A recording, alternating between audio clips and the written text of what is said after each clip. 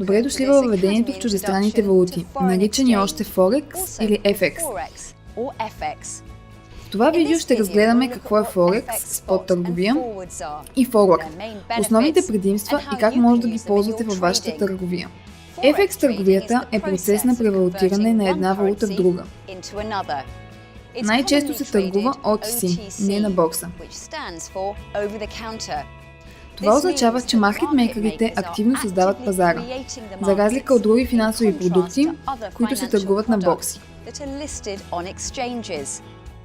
На OTC пазара вие имате право да търгувате както FX на спот, така и като валутни форварди. Нека сега се запознаем с основните характеристики на FX. При FX търговията вие купувате една валута и в същото време продавате друга. Така че FX-ът винаги се търгува като валутна двойка, като първата валута в двойката е позната като базова валута, а втората – котирана. Втората валута се оценява като хикс количество, сравнено с една единица от първата.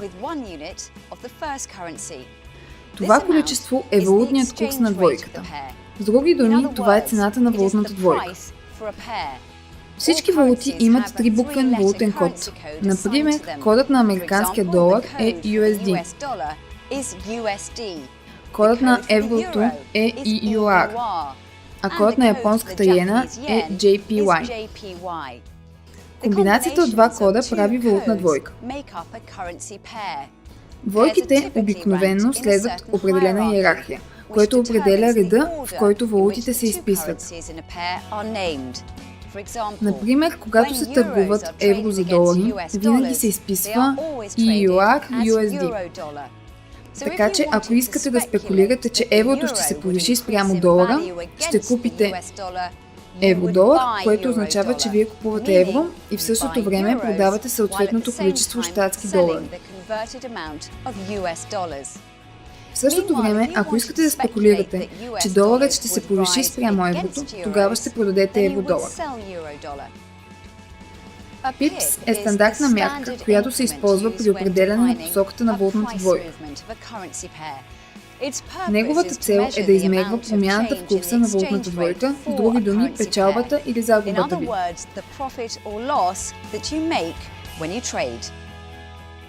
В повечето случаи един пипс отговаря на 4 десети от курса, т.е. 4 знака след десетичната запетая. Евро-долар е такъв пример. Но в някои валутни двойки един пипс може да отговаря на втория, третия и дори петия знак след запетаята. Най-известното изключение от 4-знаковото правило е двойката долар-японска йена, където един пипс отговаря на втория знак след запетаята. Но обърнете внимание, че повечето FOREX платформи в днешно време предлагат цени с допълнителен знак, например пети или трети след десетичната запетая.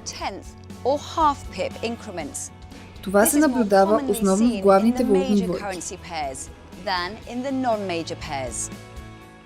Паричната стойност на печалбата или загубата ви зависи от номиналното количество, което търгувате. Паричната стойност на печалбата или загубата ви зависи от номиналното количество, което търгувате. Ако сте спечелили 50 пипса от сделка с евро-долар на стойност 1 милион евро, умножавате 1 милион с 50 пипса и печалбата ви в случая е 5000 долара. Пипсовете се устойностяват във втората валута от двойката. Така че 50 пипса в двойката евро-японска йена не са равни на 50 пипса в евро-долар. Откриването на позиция в платформата може да стане с един клик върху котировките, които са в реално време. Другата алтернатива е да поставите поръчка. Те се поставят на определена цена и ако цената се достигне в рамките на валидността на поръчката, се сключва сделка.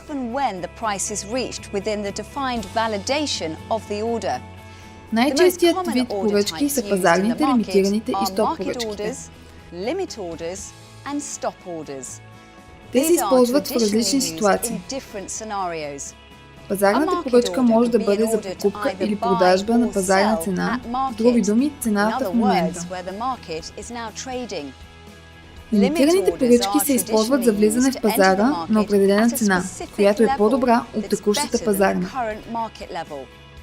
Например, ако сте заинтересовани да купите евро-долар но само на цена, която е 50 пипса по-евтина от текущата пазарна цена, може да поставите лимитирана поръчка да купите на желаното от вас ниво, което е по-ниско от текущото пазарно ниво. Лимитирани поръчки могат да се използват и за прибиране на печалба. За да си заключите потенциална печалба при дълга позиция, ще поставите лимит поръчка да продадете по-високо, отколкото дава пазара в момента. Стоп поръчките обикновено се използват като инструмент за управление на риска, за да защитят позицията от непредвидена загуба. Стоповете винаги се поставят на ниво по-лошо, отколкото е пазара в момента. Например, ако искате да продадете в случай, че пазарът падне, за да кажем 50 пипса, ще поставите стоп поръчка за продажба на 50 пипса под текущата пазарна цена. Както лимит, така и стоп поръчките се активират и преобразуват в позиции, ако и когато пазарът достигне специфичното ниво, на което поръчката е поставена в определено времетраене на поръчката. Транзакцията се изключва на договорената цена на сетълмент датата, която е позната като спот дата за FOREX транзакциите. Това обикновено е 2 работни дни след деня на сключване на сделката, въпреки че има някои изключения по един работен ден. Транзакциите по форвардните договори обаче ви позволяват да изберете сетълмент дата, която надхвърля спот датата. Когато търгува FX, инвеститорът се опитва да предвиди бъдещата разлика в цените на двете валути. При повечето брокери, FX позицията се прехвърля всяка вечер, за да отрази новия валор, докато позицията бъде затворена. Търгуването на FX на спот е подходящо за краткосрочни спекулации, но ако целите да имате FX позиция за по-дълъг период, например месец, форвардният договор е по-подходящ. При форварда, лихвеният диференциал между двете валути, търгувани за определен времеви период, е фиксиран и включен в цената по времето на сключване на сделката. Това означава, че печалбата или загубата ви няма да бъде повлияна от каквито и да е потенциални промени в лихвения процент през периода, в който държите позицията. Обратно, ако имахте спот позиция, лихвеният диференциал може да варира от ден на ден и се отразява при прехвърлянето на позицията ви на следващия ден.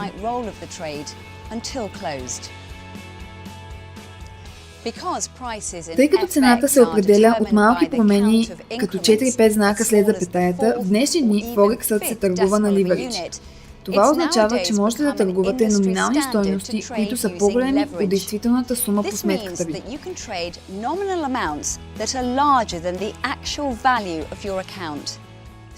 Някои брокери ви позволяват да търгувате с ливеридж, който е 100 пъти по-голям от сметката ви.